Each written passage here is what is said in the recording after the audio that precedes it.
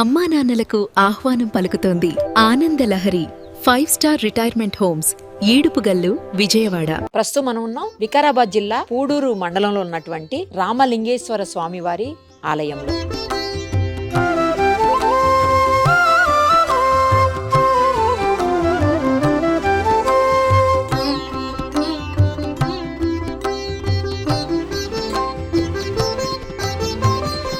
ఈ ఆలయం దట్టమైనటువంటి అటవీ ప్రాంతంలో ఉంటుంది. అలాగే త్రేతాయుగంలో శ్రీరాముడు రాక్షస సంహారం తర్వాత ఆ హత్య మహాపాతకంగా భావించి ఆయన కోటి లింగాల్ని ప్రతిష్టాపిస్తారు. అది అందరికి తెలిసిన విషయమే. అందులో భాగంగానే ఇక్కడ ఉన్నటువంటి ఈ దామగుండం రామలింగేశ్వర స్వామి లింగాన్ని కూడా ప్రతిష్ఠించారని చెప్పి ప్రతీతి ఉంది. అలాగే గరుత్మంతుడు స్వామివారికి ఎదురుగా ఉండేటువంటి ఏకైక శివలింగం ఇక్కడ మాత్రమే ఉంటుంది. ఇంకెక్కడా కూడా గరుత్మంతుడు స్వామివారికి ఎదురుగుండా మనకు కనిపించదు. ఇంకొకటి ఇక్కడ ఉన్నటువంటి కోనేరు, ఆ కోనేరు 365 డేస్ కూడా అస్సలు వాటర్ అనేది అడుగంటదనమాట. ఎప్పటికీ వాటర్ ఉంటుంది. అలాగే చాలా రకాలైనటువంటి విశేషాలు, ప్రత్యేకతలు ఈ శివలింగానికి, ముఖ్యంగా ఈ దామగుండంలో ఉన్నటువంటి రామలింగేశ్వర స్వామి ఆలయానికి ఉన్నాయి. ఈ పుణ్యక్షేత్రాన్ని గనక దర్శించుకుంటే ఎవరు ఏ కోరిక కోరుకుంటే ఆ కోరిక ఖచ్చితంగా నెరవేరుతుంది అని చెప్పి నమ్మకం కూడా భక్తుల్లో ఉంది. దానికి అనేక సంఘటనలు, ఉదాహరణలు కూడా ఉన్నాయి. మొత్తం స్వామివారికి సంబంధించినటువంటి చరిత్ర,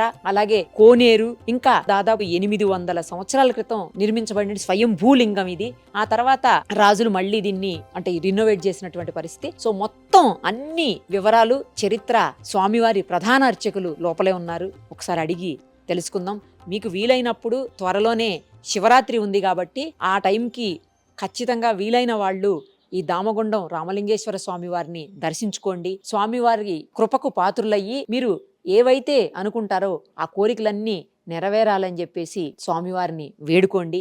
ఒకసారి పంతులు గారితో మాట్లాడి అన్ని వివరాలు తెలుసుకుందాం రండి. ప్రస్తుతం మనతో పాటు ఆలయానికి సంబంధించినటువంటి ప్రధాన అర్చకులు నరసింహాచారి గారు ఉన్నారు. ఆయన అడిగి దామగుండం రామలింగేశ్వర స్వామి వారి చరిత్ర మరింత తెలుసుకుందాం. స్వామి నమస్తే అండి. నమస్కారం. స్వామివారి గురించి విశేషాలు ఏంటి? ఎందుకంటే ఇది 100 ఏళ్ల నాటి చరిత్ర కలిగినటువంటి ఆలయంగా చెప్తా ఉన్నారు. మొత్తం అసలు స్వామివారిది స్వయంభూనా, లేకపోతే అప్పట్లో రాములు ప్రతిష్ఠించారు, శ్రీరాముడు అని కూడా చెప్తా ఉంటారు. ఇది నిజమా? అసలు ఏం జరిగింది ఏంటి మొత్తం చెప్పండి. నమస్తేస్తు భగవన్ విశ్వేశ్వరాయ మహాదేవాయ త్రింభగాయ త్రిపురాంతకాయ త్రికాగ్నికాలాయ కాలాగ్ని రుద్రాయ నీలకంఠాయ మృత్యుంజయాయ సర్వేశ్వరాయ సదాశివాయ శ్రీమన్మహాదేవాయ నమః. కళ్యాణాద్భుతగాత్రాయ కామితార్థప్రదాయనే దామగుండ నివాసాయ రామలింగాయ మంగళం. ఇది రామలింగేశ్వర స్వామి దేవాలయం. ఈ క్షేత్రం దామగుండం దర్శనం చేసుకుంటే యమగండం తప్పు తినేది ఒక నాన్. మనం క్యాజువల్గా మొబైల్లో కొటేషన్స్ అని పెట్టుకుంటాం కదా, ఆ విధంగా దామగుండం దర్శనం చేసుకుంటే యమగండం తప్పుతుంది. సరే, దామగుండం ఇక్కడనే ఎందుకు వెలిసింది, రాముడు వచ్చి ఇక్కడనే లింగాన్ని ఎందుకు ప్రతిష్టాపన చేసిండు అని చాలా మంది డౌట్ ఉంటుంది. వాస్తవాన్ని చెప్పాలంటే రాముడు రావణాసుని చంపినందుకు 1 కోటి లింగాలు ప్రతిష్టాపన చేయాలని చెప్పేసి అందరికి తెలిసేటువంటి.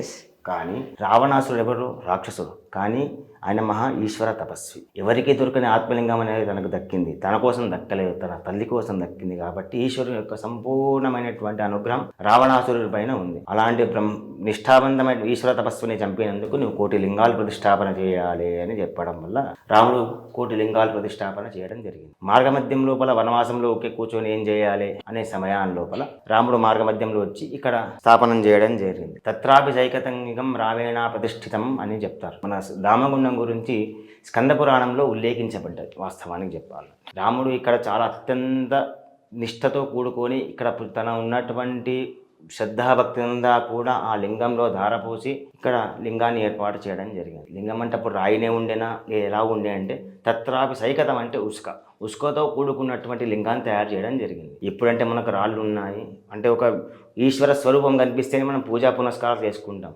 అది కాదు. శాస్త్రం ఏం చెప్తుంటే యద్భావం తద్భవతి. దేవుడు ఉన్నాడంటే ఉన్నాడు, లేదంటే లేడు. ఆ విధంగా అంటే ఆ కాలంలో ప్రతి దగ్గర కూడా ఈశ్వరుని ప్రతిష్టాపన చేసుకుంటూ వెళ్ళడం లోపల చాలా సమయం పడుతుంది. ప్రతిష్టాపన అంటే ఒక 3 సంవత్సరాల సమయం. వాస్తవం ఒక ప్రతిష్టాపన చేయాలంటే 3 సంవత్సరాల సమయం. మనం కాస్త తగ్గించుకొని 3 రోజులకు తీసుకొచ్చాం మనం. వాస్తవం చెప్పంటే ఒక ప్రతిష్ట చేయడం అంటే 6 నెలలు నీళ్ళలో పెట్టుకోవాలి, 6 నెలలు ఒడ్లలో పెట్టుకోవాలి, 6 నెలలు శయ్యాదివాసం పర్వత మీద పండబెట్టి, అంటే ఏ వాతావరణానికి ఆ రాయి అనుకూలిస్తుందా అనుకూలించదా అన్న తర్వాత దాన్ని మంత్రాలతో ధ్యానం చేసి దాన్ని తంత్రోక్తంగా చేసిన తర్వాత అప్పుడు ప్రతిష్టాపన చేయాలి. ఆ 3 సంవత్సరాల సమయం సరిపోదు, అంటే అంతవరకు భక్తి కూడా మన దగ్గర ఉండదు. అట్లా అనుకుంటూ ఇప్పుడు ఎక్కడో ఈ మట్టి ఈ ప్రాంతంలో ఉసుకతో కూడుకున్నటువంటి, అంటే మనలో ఉన్న మన దగ్గర ఈ చుట్టుపక్కల ఉన్నటువంటి రాయి ఏంటంటే ఇనుముకు సంబంధించినటువంటి రాయి. ఇనుముకు వాడతారు కదా, ఐరన్కి సంబంధించిన, అంటే ఉసుకతో తయారు చేస్తారనమాట. ఉసుకతో తయారు చేసి ఒక రాయి లింగాకారంగా ఏర్పడ్డది. అప్పుడు ఏంటంటే ఇప్పుడు ఎక్కడ బండ ఉంటే అక్కడనే ఆ బండ లోపలనే దేవుని ఆరాధించడం, షోడశోపచార పూజ చేసుకోవడం, ముందుకు వెళ్ళిపోవడం. ముందుకు వెళ్ళిన తర్వాత మట్టితో కూడుకున్నటువంటి ప్రదేశం వస్తుంది, ఆ మట్టితోనే తయారు చేయడం, పూజ చేసుకోవడం, వెళ్ళిపోవడం. అలానే ఇప్పుడు అందరూ కూడా మహాలింగార్చన చేస్తారు, పుట్టమట్టితో చేసి. ఇవన్నీ ఇక్కడి నుంచి వచ్చాయంటే శాస్త్రం నుంచే వచ్చాయి. ఈ సముద్ర తీరానికి వెళ్ళినప్పుడు సముద్ర తీరం లోపల ఉసుక తయారు చేసి అక్కడనే షోడశోపచార పూజ చేసుకొని సముద్రంలో వదిలిపెట్టేస్తారు ఉసుకలు. ఏ ప్రదేశానికి వెళ్తే అక్కడనే దొరికినటువంటి సామాగ్రి అంటే అక్కడ ఉసుక ఉంటే ఉసుక, మట్టి ఉంటే మట్టితో తయారు చేసి షోడశోపచార పూజ చేసుకొని ముందుగా బయలుదేరే సమయం లోపల ఇక్కడ రాముడు ఉసుకతో ఉన్నటువంటి లింగాన్ని తయారు చేయడం వల్ల అది ఆ లింగం అట్లాగే ఉండిపోయింది. కాలక్రమేణా ఆ లింగం పైనుంచి ఉసుకంతా జారిపోయిన తర్వాత ఉసుకలో ఉన్నటువంటి ఒక రాయి లింగాకారంగా మారింది.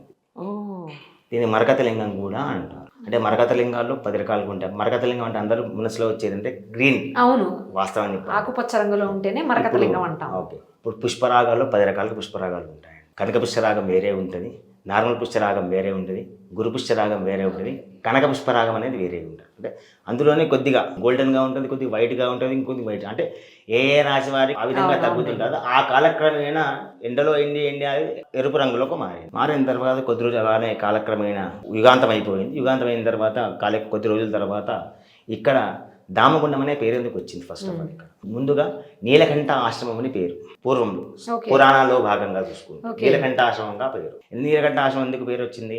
విభాండకముని ఇక్కడ ఎన్నో రోజులు తపశ్చర్య చేసేటువంటి మహత్తరమైన పుణ్యక్షేత్రం ఇది. ఆ విధంగా కొన్ని రోజుల తర్వాత కాలక్రమేణా యుగవంతం అయిన తర్వాత కొద్ది రోజుల తర్వాత ఇద్దరు అన్నదమ్ములు, దామడు గుండె ఇద్దరు అన్నదమ్ములు ఇక్కడ వ్యవసాయానికి అంటే ఏదో పుట్టతిప్పల కోసం రావడం జరుగుతుంది. వచ్చిన తర్వాత నాగలి పైన బరువుగా పెట్టడానికి ఒక రాయి అవసరం ఉంటుంది. రాయి అవసరం ఉన్నప్పుడు నలుమూలలా వెతుకుతుంటే ఈ లింగం వాళ్ళకి రాయిలా కనిపిస్తుంది. వాళ్ళిద్దరూ నాస్తికులు, భగవంతుడు నమ్మేవారు కాదు. కొద్ది రోజుల తర్వాత నాగలి దున్నడానికి ప్రారంభిస్తారు. ప్రారంభించిన తర్వాత 1 రోజు 2 రోజులు అవుతుంది, 3 రోజులు అవుతుంది, 4 రోజులు అవుతుంది. రాయి ఎక్కడి నుంచి అయితే తెచ్చారో రాయి ఆటోమేటిక్గా అక్కడికి వెళ్ళిపోయేది. వారికి 2-3 రోజులు చాలా భయభ్రాంతులకు గురవుతారు. మన పైన ఇది అడవి కదా, ఎవరైనా వేటగాళ్ళు వచ్చారా, మన పైన ఏదైనా దుష్ప్రయోగం చేస్తున్నారా అని చెప్పి ఆలోచించిన తర్వాత కొద్ది రోజుల తర్వాత వారికి స్వప్నాంతం అవుతుంది. వాటి రాముల వారు స్వయంగా స్వప్నాంతమై ఇక్కడ నన్ను రామలింగేశ్వర స్వామిని నన్ను ఇక్కడ ప్రతిష్టాపన చేయండి అని చెప్తారు. చెప్పిన తర్వాత వారు నమ్మరు, మహాపండితుల దగ్గరికి వెళ్తారు. పెద్ద వారి దగ్గరికి వెళ్ళిన తర్వాత ఇంకోసారి స్వప్నాంతం అవుతుంది. స్వప్నాంతం అయిన తర్వాత అప్పుడు వారికి భక్తి మార్గంలో వచ్చి సాక్షాత్ రామలింగేశ్వర స్వామిని నేను ఇక్కడ ఉన్నాను, దయచేసి ఇక్కడ ప్రతిష్టాపన చేయండి అని చెప్పేసి ఇంకోసారి స్వప్నాంతం అవుతుంది. అప్పుడు వారు వచ్చేసి ఇక్కడ దామగుండం లోపల అత్యంత వైభవోపేతంగా రామలింగేశ్వర స్వామిని ప్రతిష్టాపన చేయడం చేసిన తర్వాత వారిద్దరు కలిసి నేను మీకు మహత్తరమైనటువంటి అనుగ్రహం చేస్తానని చెప్పేసి ఈ క్షేత్రానికి దామగుండం అని పేరు పెడతారు. అప్పుడు దాముడు గుండడు కలిసి దామగుండం అని పేరు ప్రసిద్ధిగాంచింది. దాని తర్వాత దామగుండం దర్శనం చేసుకుంటే యమగండ తప్పుతుంది అనేది పురాణ ప్రకృతిలో శాస్త్రం చెప్తుంది. అదేవిధంగా ఈ రామలింగేశ్వర స్వామి దేవాలయానికి ఎదురుగా మీరు ఏ శివాలయంలో చూసినటువంటి మహత్తరమైన దృశ్యం ఏంటంటే ఆలయానికి ఎదురుగా గరుత్మంతుడి విగ్రహం కనిపిస్తుంది. ఓకే, ఇది శైవ విష్ణు శివ హరిహర క్షేత్రంగా ప్రచురింపజరుగుతుంది. ఏ శివాలయంలో కూడా మీకు గరుత్మంతుడి విగ్రహం అనేది కనిపించదు. వాస్తవాన్ని చెప్పాలంటే ఏ శివాలయంలో కూడా ధ్వజస్తంభం అనేది కనిపించదు. ధ్వజస్తంభాలు 3 రకాలు: దీపస్తంభం, నందిస్తంభం, ధ్వజస్తంభం. వాస్తవం ధ్వజస్తంభం ఏంటంటే ధ్వజాకారంలో ఉంటుంది కాబట్టి దాన్ని ధ్వజస్తంభం అంటారు. దీపం ఎందుకంటే శివాలయంలో ఎక్కువ శాతం 99% కూడా దీపస్తంభాలే ఉంటాయి. ఎందుకంటే కార్తీక మాసం లోపల సాయంకాలం దీపారాధన చేయడానికి పెట్టినటువంటి స్తంభం దీపస్తంభం. కొన్ని దేవాలయాల లోపల నంది స్తంభం, అంటే స్తంభం పైన నంది ఉంటుంది. కానీ ఇప్పుడు ప్రతి ఒక్క దేవాలయంతో ధ్వజస్తంభం అనేది కామన్ అట్రాక్టివ్ అయిపోయింది. అంటే ఏ విధంగా అయితే కళాకారులు కూడా తనలో ఉన్నటువంటి వాళ్ళ పాండిత్యాన్ని నేర్చుకొని వారు కూడా వేరే విధంగా తయారు చేస్తున్నారు. వారు వేరే విధంగా తన కళను ప్రజలకు చూపిస్తున్నారు. కాబట్టి ఈ ఆలయానికి ఎదురుగా గరుత్మంతుని విగ్రహం ఉంటుంది. అంటే ఆలయ క్షేత్రపాలకుడు ఆయన. అందుకే దీన్ని హరిహర క్షేత్రంగా చెప్తుంటారు. ఈ క్షేత్రం లోపల మొత్తం 5 గుండాలు ఉండేటివి. వాస్తవాన్ని చెప్పాలంటే మన వాడుక భాషలో చెప్పాలంటే ప్రతి క్యాస్ట్కు తగ్గట్టు ఒక గుండాలు ఉండేటివి వెనుకటి లోపల. కానీ కలియుగాంతం చెప్తున్నాం, కలి ఎంతైతే అవతరించుకుంటూ వస్తాడో అదంతా కూడా వెళ్ళిపోతుంది చెప్పేసి 5 గుండాలు ఉండేటివి. అంటే వారు అక్కడనే స్నానం చేసుకొని దేవస్థానం వరకు వచ్చేసి బయట నుంచే దండం పెట్టుకొని వెళ్ళిపోయేవారు. ఓకే. కానీ కాలక్రమేణా అలా చేస్తూ పోతే దేవాలయానికి ఎవరు రారు, అంటే వాళ్ళకి ఏదో తీసేస్తున్నామనే భావన వస్తుందనే భావనతో, అంటే మనం చదువుకున్నాం ఇప్పుడు. చదువుకున్న తర్వాత అందరూ కూడా రావడం, అదేవిధంగా ఇందులో మొత్తం 5 గుండాలు ఉండేవి. 5 గుండాలు ఒక గుండం అనేది అంతరించకపోయింది. ఒకటి స్వామివారి అభిషేకానికి వాడుకునేది, స్వామివారి స్నానానికి వాడుకునేది, నైవేద్యానికి వాడుకునేవారు వెనకటి. ఎందుకంటే ఒకసారి నైవేద్యం చేసే నీళ్లు పూజకు పనికిరావు, పూజకు పనిచేసే నీళ్లు నైవేద్యానికి పనికిరావు. అందుకే మనం అంటుంటారు, ఇంట్లో సత్యనారాయణ వ్రతం చేస్తున్నామంటే 2 బిందెల నుంచి తీరు తీసుకురండి అని చెప్తూ ఉంటారు. అంటే ఎంగిలి కాకుండా ఉండాలి. ఆ విధంగా వస్తూ ఉంటే మీకు కాశీ గుండం అని కనిపిస్తుంటుంది, కొద్దిగా డౌన్ కొద్దిగా అట్లా లెఫ్ట్లో ఒక గుండం ఉంటుంది. ఆ గుండానికి ఎదురుగా ఇంకో గుండం ఉంటుంది. అంటే పంచామృతాలను పేరు, పాలు, పెరుగు, తేనె, నెయ్యి, చక్కెర. ఆ విధంగా అంటే పాలగుండం అంటే పాల తేటగా ఉండేటివి నీళ్ళు. పెరుగుండం అంటే ఆ నీళ్ళు కొద్దిగా బరువుగా ఉండేటివి. నీళ్ళు తాగేమనుకోండి, ఒక 1/2 లీటర్ నీళ్ళు తాగేస్తే ఏదో 4 లీటర్లు తాగేమంటే బరువు. కొన్ని నెయ్యి గుండం ఏంటంటే కొద్దిగా జిగురు, నెయ్యి ఎలాగైతే జిగురుగా ఉంటుంది అలా. తేనె గుండం అంటే దాంట్లో స్వీట్గా ఉండేది. ఆ చక్కెర అంటే అట్లా పంచామృతాలతో భగవంతుని ఎలా అయితే అభిషేకం చేస్తామో ఆ విధంగా నడుస్తూ ఉండేది. కాలక్రమేణా భగవంతుని స్నానం అందులోనే జరుగుతుంది, ఇప్పుడు అభిషేకానికి అందులోనే జరుగుతుంది. వచ్చేటువంటి భక్తాదులందరూ కూడా పుణ్యస్నానాలు అదే కోనేరులో చేయడం జరుగుతుంది. ఇప్పుడు ఒకటే కోనేరు ఉంది.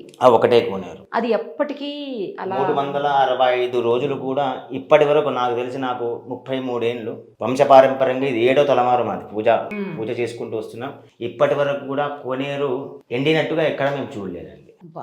వాస్తవానికి ఏంటంటే ఈ కోనేరు ఇక్కడ చుట్టుపక్కల ఉన్నటువంటి వేసవి కాలంలో చుట్టుపక్కల ప్రాంతాల్లో మేకలు కాచుకునే వాళ్ళు కానీ, ఆవులు కాచుకునే వాళ్ళు కానీ ఇక్కడనే వచ్చేసి 15 రోజులు 20 రోజులు ఇక్కడనే ఉండేసి ఇక్కడనే మందలు తయారు చేసుకొని వాటికి నీరు, గడ్డి, ఆహారం అంతా కూడా సమకూర్చుకునేవారు. అదేవిధంగా ఈ చుట్టుపక్కల మీరు చూడొచ్చు, చుట్టుపక్కల ఎక్కడ చూసినా కొండలు ఉన్నాయి. కానీ ఆలయానికి పుష్కరికి వెనుక భాగాన పొలం ఉంటుంది. ఆ పొలంలో 365 రోజులు పచ్చిగానే ఉంటుంది. ఇలా మనం సీక్ వేసామంటే సీక్ దిగిపోతుంది. అత్యంత కీలకమైనటువంటిది. అదేవిధంగా ఇక్కడ ఒక సర్పం ఉంటుందండి, విశేషమైనటువంటి సర్పం.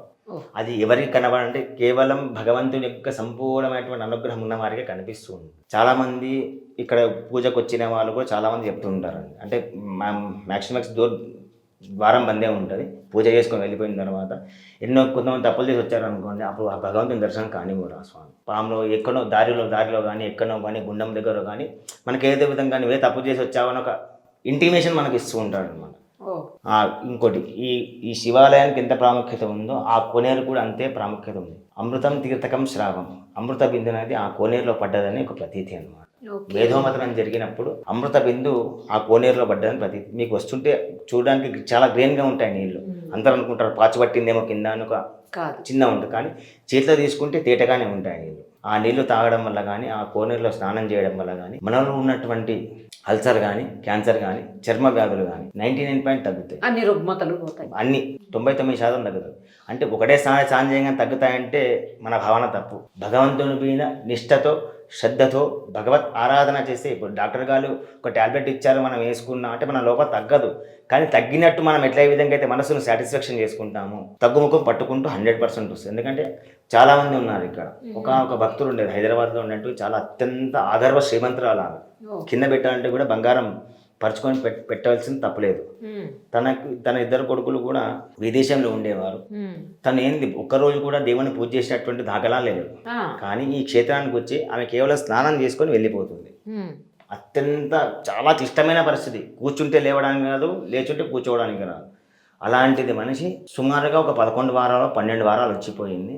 అంతకుముందు చెక్ చేసిన రిపోర్ట్స్, తర్వాత చెక్ చేసుకున్న రిపోర్ట్స్ చూస్తే అందరూ షాక్స్. పాపం ఆమె ఒక 4 సంవత్సరాల క్రితం భగవంతుని సాన్నిధ్యం చేరుకున్నది. ఇక అత్యంత కీలకమైనటువంటి, అత్యంత పుణ్యఫలమైనటువంటి క్షేత్రం. ఈ క్షేత్రం లోపల ఇంకో విశేషం ఏంటంటే ఆవు పులి ఎంత వైరత్వంగా ఉంటాయి మనం జియోగ్రఫీ. కానీ ఆ వైరత్వాన్ని మరిచి సాయంకాలం ఇంటికి వెళ్ళే సమయం లోపల పులి వేటకు వెళ్ళి ఉంటుంది. పులి పిల్లలు ఇక్కడ ఆర్తనాదాలు చేస్తుంటాయి ఆకలితో. ఆ వైరత్వాన్ని మరిచి ఆవు పాలు పులిపిల్లలు తాగినటువంటి మహత్తరమైన పుణ్యక్షేత్రం. ఈ క్షేత్రంలో రాగానే ఎంత క్రూరమైన మనిషి ఉన్నా కానీ కూడా 10 నుంచి 15 నిమిషాల లోపల తన సౌమ్యానికి వచ్చేస్తారు. అరే దేవుని దర్శనం చేసుకుందాం, ఉన్నటువంటి ఒక 10 నిమిషాలైనా కానీ ప్రశాంతంగా ఉందాం అనే భావన.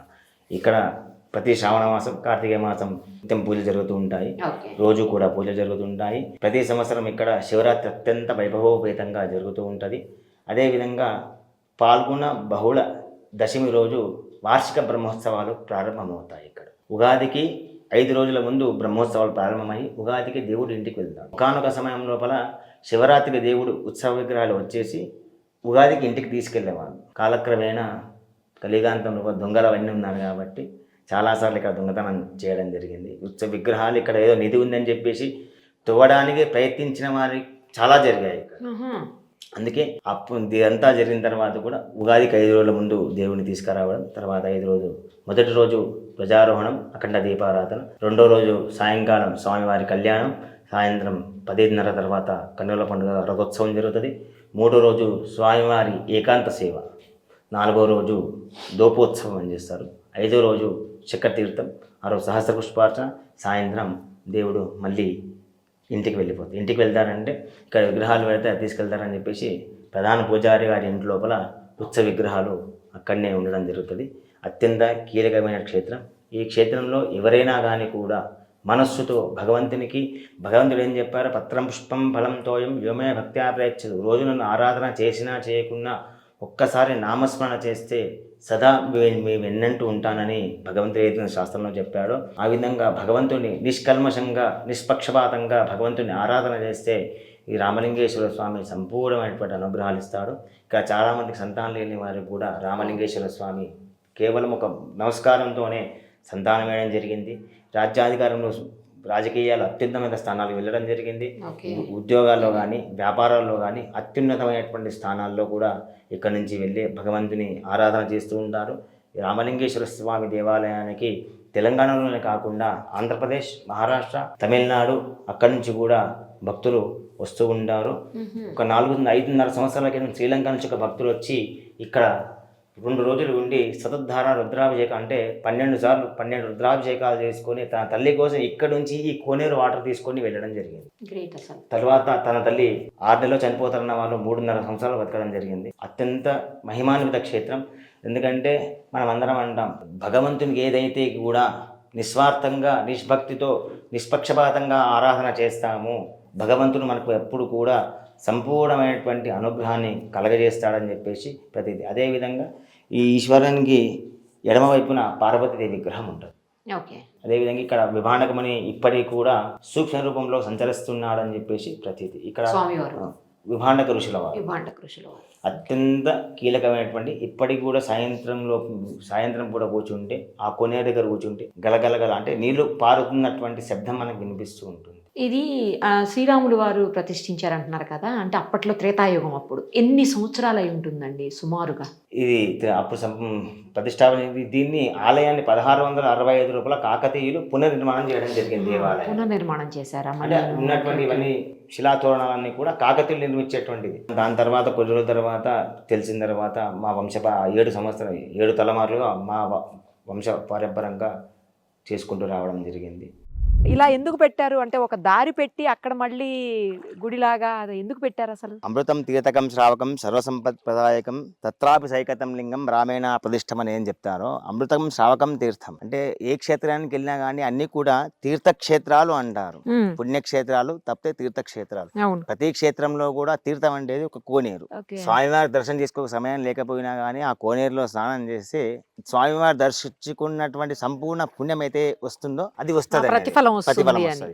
ఇప్పుడు చెప్తారు కదా, దేవాలయం దర్శనం కాకపోయినా పర్లేదు శిఖర దర్శనం చేసుకోండి అని చెప్తారు. తిరుపతికి వెళ్తాం అనుకోకుండా వెళ్ళి ఉంటాం, టికెట్ దొరకదు మనకు. బయట నుంచి స్వామివారి శిఖర దర్శనం చేసుకున్నాం అనుకోండి, స్వామివారి అందులో ఉంటారు. శిఖరాగ్రంలో నుంచి సంపూర్ణ జగత్తును చూస్తుంటారు కాబట్టి ఆ స్వామివారి ప్రత్యక్ష అనుగ్రహం మన పైన కూడా ఉంటదని చెప్తుంటారు. వెనుక ఒకనొక కాలం లోపల స్వామివారి కళ్యాణోత్సవం చేయడానికి ఇక్కడ కళ్యాణం చేసేవారు పూర్వం లోపల, అనానుకూల సమయం లోపల. అనుకోకుండా ఒక భక్తుడు ఇక్కడ లింగాన్ని ఏర్పాటు చేసి ఇక్కడ లింగాన్ని ప్రతిష్టాపన చేయడం జరిగింది. అదే విధంగా కంటిన్యూ అంటే ప్రతి కోనేరులో ఒక లింగం ఉంటుంది అంటే వచ్చేటువంటి ఒక టూరింగ్ స్పాట్ గా అంటాం కదా, ఆ విధంగా ముందుకు నడుస్తూ ఉంది. దీనిలో స్నానం చేస్తే చర్మ వ్యాధులు కానీ, అల్సర్ కానీ, క్యాన్సర్ కానీ, ఏదైనా మనకి ఏదైనా జబ్బులు ఉన్నా కానీ కూడా తగ్గుముఖం పడతాయని ఒక ముఖం పడతాయి. స్వామివారి కోనేరులు ఇది 2 గుండాలు అంటారు కదా, ఇదొక గుండం ఇదొక గుండం అని. ఎందుకంటే ఈ మధ్యలో ఒక చిన్నగా ఉండేది దేనికోసం అంటే ఈ నీళ్లు ఇందులో కలిసేవి కావు, ఈ నీళ్లు ఇందులో కలిసేవి కాదు, మొదలు. ఎందుకంటే ఒక వైపు స్వామివారి అభిషేకాన్ని వాడుకునేవారు, ఒక వైపు స్వామివారి నైవేద్యానికి వాడుకునేవారు. కాలక్రమం ఏంటంటే రాను ఇక్కడ ఏర్పాటు అంటే భక్తులందరి కోసం అందరు వెళ్తున్నారు, ఇంకా మంచిగా ఉందని చెప్పి ఏర్పాటు చేయడం వల్ల నీళ్లు 365 అంటే 3 సంవత్సరానికి 365 రోజులు కదా, ఎప్పుడు కూడా నీళ్లు తగ్గినట్టుగా ఎక్కడ ఉండదు. ఇంకొక ఆశ్చర్యకరమైన విషయం ఏంటంటే ఇప్పుడు అక్కడ నుంచి నడుస్తూ వస్తున్నాం కదా మేము, వాటర్ గనక ఎక్కువసేపు ఉంటే అక్కడ పాచి పెట్టినట్లు లేకపోతే ఇట్లా జారిపోతున్నట్లు అయిపోతది. బట్ ఇక్కడ అలా లేదు తెలుసా, అసలు నార్మల్ గా నడుస్తుంటే. వాస్తవం చెప్పాలంటే నీళ్ళు ఎప్పుడు స్టేగా ఉండవండి, నీళ్లు వెళ్తూనే ఉంటాయి, వెళ్ళడానికి ఒక మార్గం ఉంది. కానీ మనకైతే ఆల్వేస్ నీళ్ళు ఉన్నట్టే కనిపిస్తాయి కదా. అందరు ఏమనుకుంటారు అంటే చూడడానికి గ్రీన్ గా ఉన్నాయి, మురికి వాటర్ అనుకుంటారు. లేదు, తీస్తే మంచి చేతులను తీసుకుంటే మినరల్ వాటర్ ఎలా ఉంటాయో ఆ విధంగా ఉంటాయి.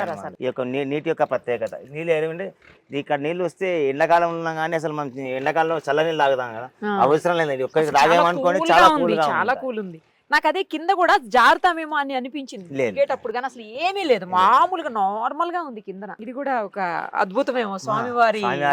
ఇక్కడంతా కూడా ఏం లేదు, మామూలుగా అసలు అంటే పాచి పట్టినట్టు నాచు అలా ఉంటది. యూజువల్ గా ఎక్కువసేపు వాటర్ ఉంటే అలాగే ఉంటుంది. ఈవెన్ మన ఇంట్లో కూడా దేంట్లో వాటర్ అలా పెట్టేసి ఉంచితే వాటర్ వాసన వచ్చేస్తుంది. అసలు ఏమీ లేదు, మామూలుగా. ఇక్కడ చాలా మంది భక్తులు ఎవరైనా రాని వాళ్ళు ఉంటే దామగుండం వెళ్తున్నా అంటే ఎవరైనా వచ్చేటప్పుడు వాటర్ బాటిల్ నీళ్ళు తీసుకెళ్ళి మేము కూడా స్నానం చేసుకుంటామని చాలా మంది చెప్తుంటారు. నీళ్ళు తీసుకెళ్లి ఇంట్లో స్నానం చేసేటప్పుడు కొన్ని నీళ్ళు వేసుకొని చాలా మంది స్నానం చేస్తూ ఉంటారు. చాలా మంది ఈ లింగానికి కూడా అభిషేకం చేస్తూ ఉంటారా? వచ్చేటువంటి భక్తులు ప్రతిష్టాపన చేసే లింగంగా మామూలుగా ఏర్పాటు చేసింది. వచ్చినప్పుడు అందరూ అక్కడ పబ్లిక్ చాలా శివరాత్రి అప్పుడు కానీ కార్తీక మాసంలో కానీ చాలా మంది ఉన్నారు అనుకోండి, వారు చేసుకొని వెళ్ళిపోతూ ఉంటారు. ఒక సమయంలో కూడా పంతులు గారు రాలేకపోతారు, అనివార్య కారణాల ఏదో ఒక విశేషాలు రాలేకపోతారు. వచ్చేటువంటి పూజా ద్రవ్యాలు తీసుకొని ఇక్కడ చేసుకుంటూ ఉంటారు.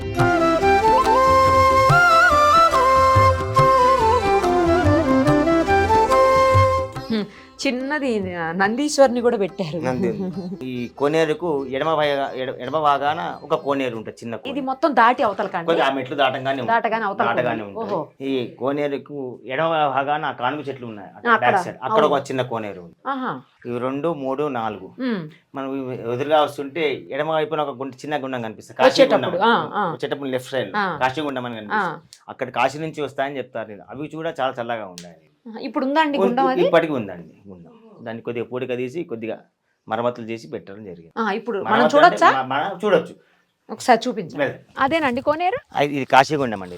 కాశీ నుంచి వస్తా అంటే అంత ప్రాముఖ్యత నీళ్ళు. కాశీలో గంగా ఎంతైతే ప్రాముఖ్యత ఉంటుందో ఈ కోనేరు కూడా అంతే ప్రాముఖ్యత. ఓకే, ఇప్పుడు ఈ నీళ్ళు వచ్చి మనం ఇందాక వెళ్ళినటువంటి కోనేరులో కలుస్తాయా?